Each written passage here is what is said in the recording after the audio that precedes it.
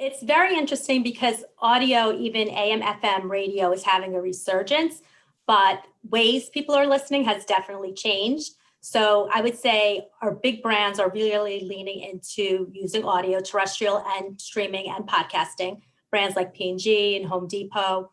And I think that what's interesting is the landscape has definitely changed. So terrestrial audio used to really be the most dominant, form of audio that people were listening to. It still is, but the level to what they're, how much they're dominating has definitely changed.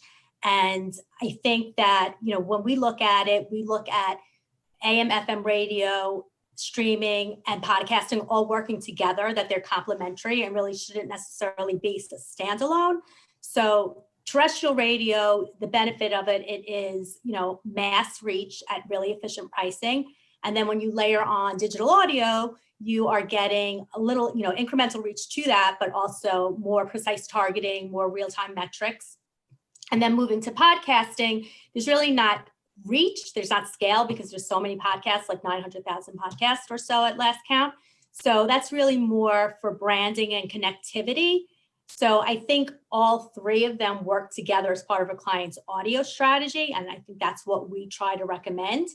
But just in terms of listening habits, it definitely has shifted from AM, FM radio. It's still, depending on the demo, it still dominates the daily time spent listening, but more and more has shifted to streaming.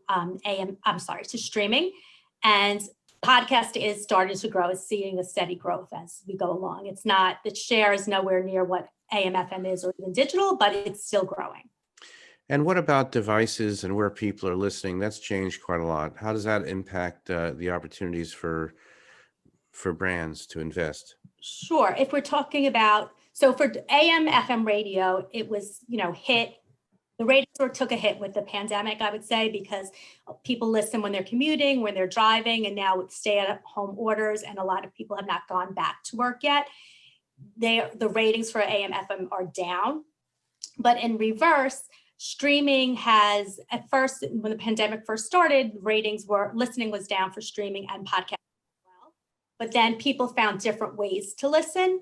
So what we're seeing is, in addition to people listening on their smartphone, connected devices and smart speaker listenership has really increased double digits.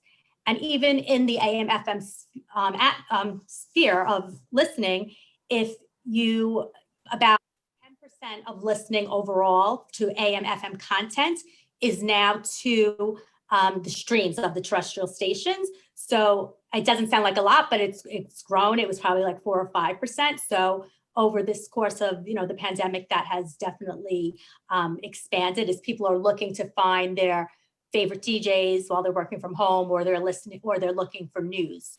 So I think that definitely, terrestrial is starting to come back as the country, as things go back to normal slowly. But streaming and podcasting really have grown during this period, especially. So Diana, I wanted to ask you about the whole investment operations at the agency. I would assume that not too many years ago, kind of you had the radio stations and the radio networks, and that was kind of straightforward. Now there are different different platforms. How is streaming audio bought and sold? How does programmatic fit into it? Tell us a little operationally how you guys function around audio. Sure. So no one at this point totally owns audio at the agency, because radio teams do buy streaming. Digital teams, depending on what tactic they're using, might buy streaming. And now, as you mentioned, programmatic is really growing. It's starting to explode. So I think right now about 25% of digital audio business is transacted programmatically versus direct IO. But we're seeing that space explode. And even at the agency, I think we're above average transacting programmatically for digital audio. So I see, as clients are looking, to do cross-platform campaigns programmatically, audio more into the mix.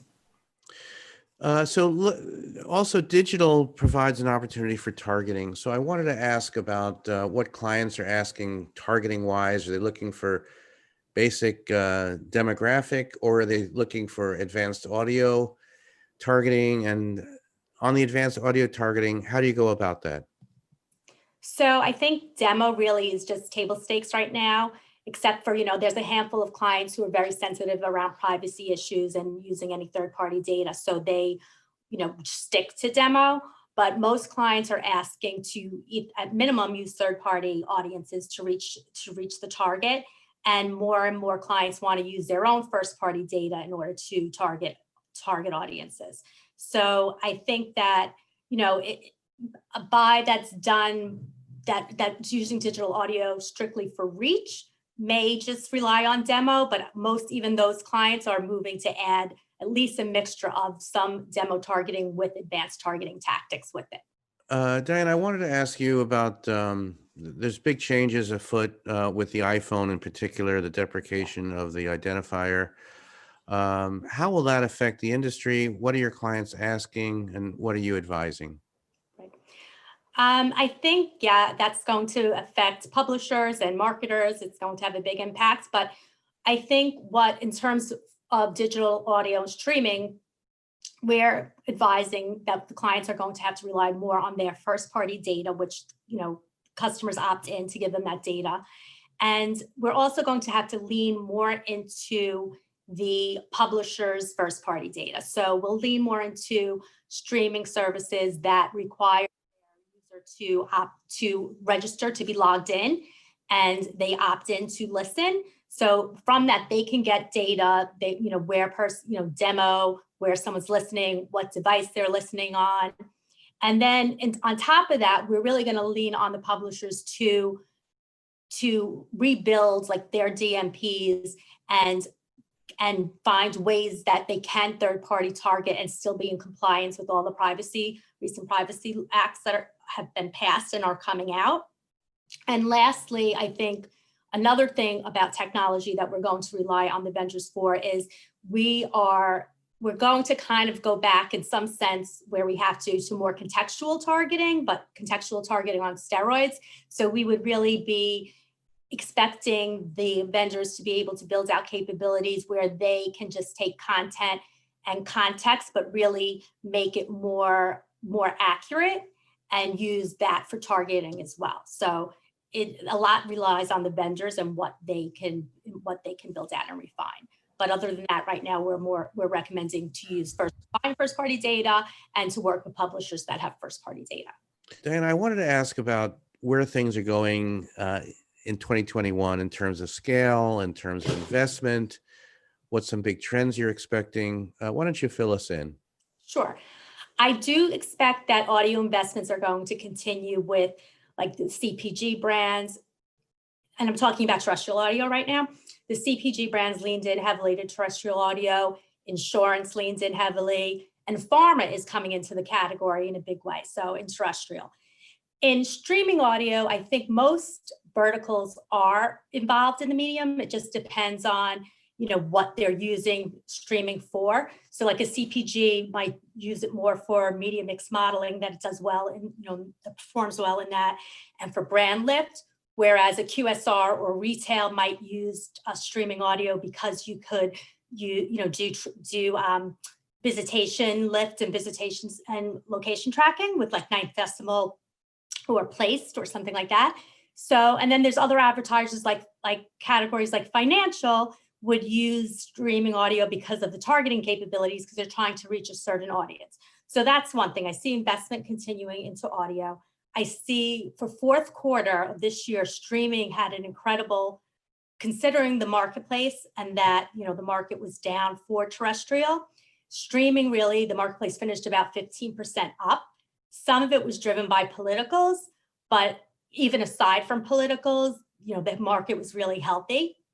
And I think more traditional advertisers are probably going to move more dollars to streaming in the upcoming year, just because of the targetability, the attribution measurement that you can get back, and just the real-time measurement. So I see more advertisers moving dollars to the streaming space. And then podcasting definitely is not going away. I think as brands like Spotify get more involved in the space, and Pandora, they're bringing better measurement and better analytics and audiences at scale. And they're making it easier for brands to get involved in the podcast space.